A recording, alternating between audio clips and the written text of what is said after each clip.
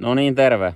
Kylvöjen lähestyessä moni varmasti miettii, että miten niitä kerääjäkasveja kannattaa kylvää ja minkälaisissa viljelykierrossa niitä pystyy hyödyntämään.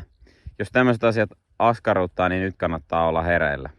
Ihan niin kuin monessa muussakin asiassa, niin kerääjäkasveissakin se suunnitteleminen on kaiken A ja O.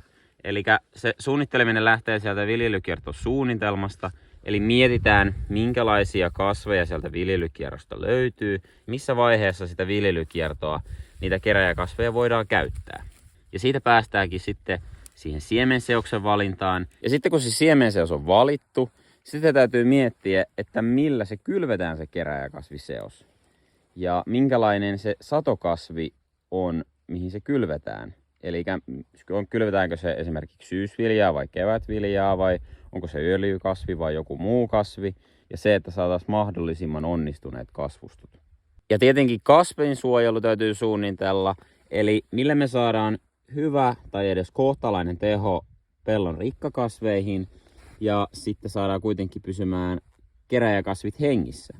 Siihenkin löytyy kyllä vastauksia. Ja sitten kun nämä kaikki osa-alueet on suunniteltu ja toteutettu, niin ennen seuraavan satokasvin kylvöä tulee tietenkin eteen se kerääjäkasvuston päättäminen. Ja miten se onnistuu se niin, että se seuraava satokasvi päästään kylvämään ajoissa ja myös optimaalisissa oloissa. Ja sen suunnittelemiseen kannattaa kuitenkin käyttää aikaa ja miettiä sitä omaa konekalustoa, miten se soveltuu tämmöiseen ja mikä on se seuraava satokasvi.